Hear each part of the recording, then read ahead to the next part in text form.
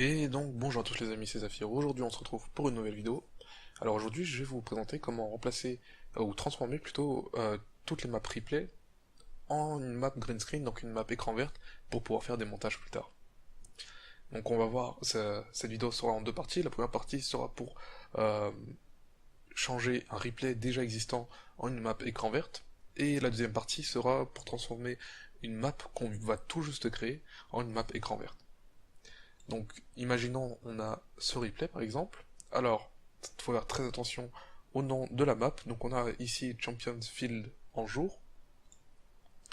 Vous allez voir que le nom de la map est très important, surtout que, que le fait que ça soit en jour. Et voici du coup le replay qui est en train de se jouer actuellement. Et on va transférer en fait ce replay là du coup en une map écran verte. Alors pour commencer, on va quitter Rocket League. Hop. Et vous allez aller sur... Oups, attendez, je me suis trompé. Voilà, on va aller sur ce lien-là, le lien sera dans la description. Et cette création du workshop, en fait, va vous permettre de remplacer toutes les maps en une map écran verte. Alors, dans la description du workshop, il y a euh, le lien du Dropbox. Vous allez cliquer sur ce lien. Alors Steam va vous dire que c'est peut-être un virus ou un truc comme ça, faites très attention, vous en fichez, vous continuez tout quand même. Et vous allez télécharger le fichier. Alors moi pour la vidéo je l'ai déjà téléchargé, et je l'utilise déjà d'ailleurs.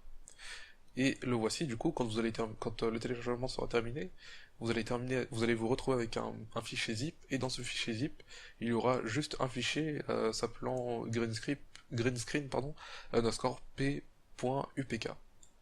On va le mettre sur le bureau. Alors, une fois que ça c'est fait, vous allez chercher les dossiers de Rocket League dans vos dossiers. Alors, normalement, ils sont dans Programme File x86, et vous allez trouver dedans Steam, mais moi c'est légèrement différent, donc voilà. Et euh, une fois que vous êtes dans les fichiers de Steam, vous allez dans Steam Apps, Common, Rocket League, TA Game, Cocket Console ou Cocket Console, et là vous avez tous les dossiers du jeu, que ce soit les antennes, les boosts, les roues, n'importe quoi, même les maps. Alors si vous connaissez pas le nom de la map par cœur, vous allez sur ce lien là toujours, et le lien sera toujours dans la description bien sûr, et ce lien contient tous les noms de toutes les maps en fait.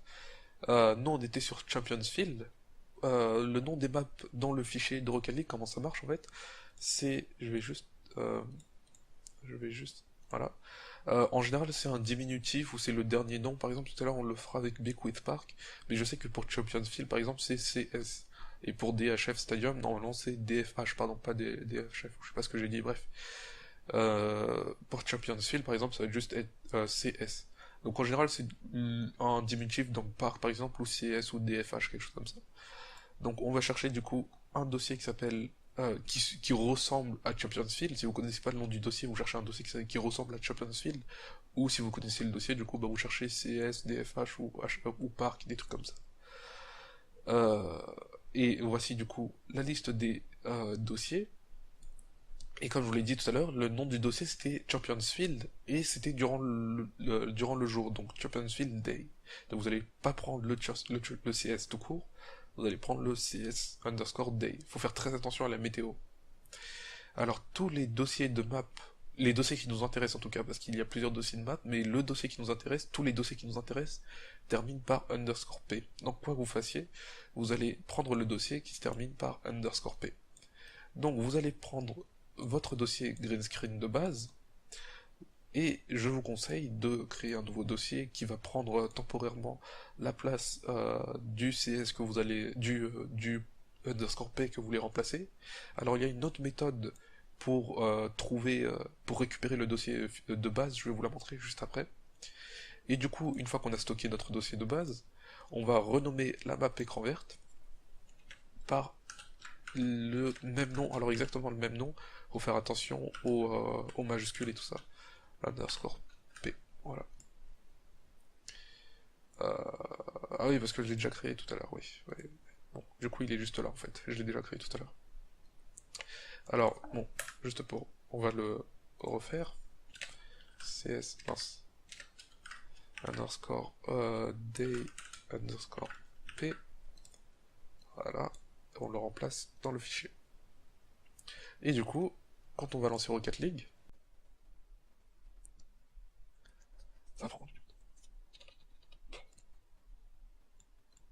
Quand on va lancer notre replay, voilà, on a du coup la map en mode écran verte.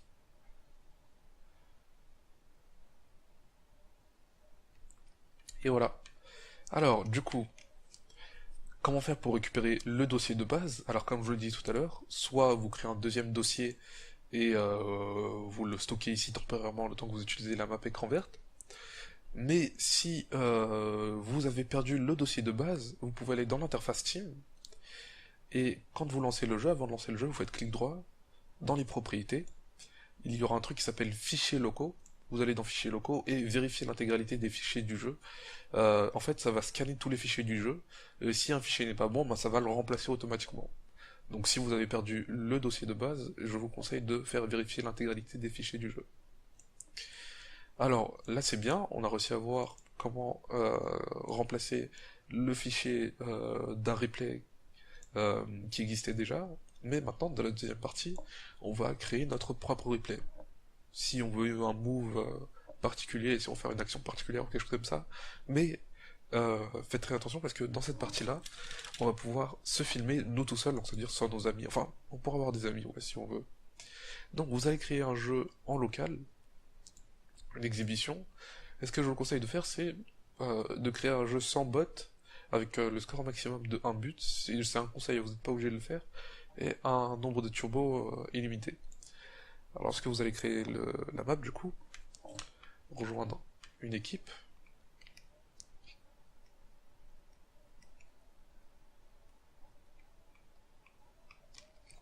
Alors vous faites ce que vous voulez du coup dessus.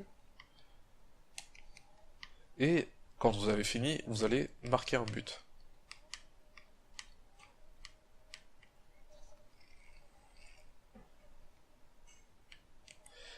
Alors bien sûr, on va sauvegarder le replay.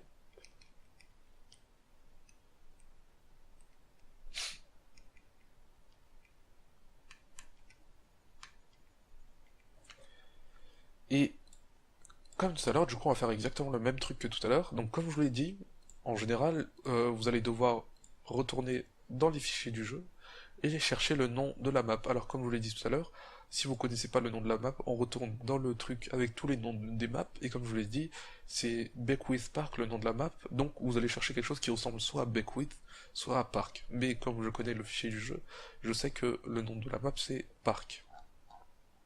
Donc on va chercher Park, la menu P, voilà. Park c'est ici. Et comme je vous l'ai dit, toutes les maps qui nous intéressent, tous les trucs qui nous intéressent terminent par underscore P. Donc, on va prendre notre fichier green screen de base, on va le renommer par park, j'ai oublié un K, ouais, underscore P, grand P. On va le remplacer, on relance Rocket League.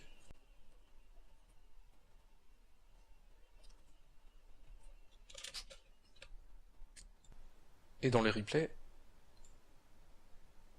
et voilà, vous pouvez voir que on a du coup enregistré notre propre truc green screen avec nos actions.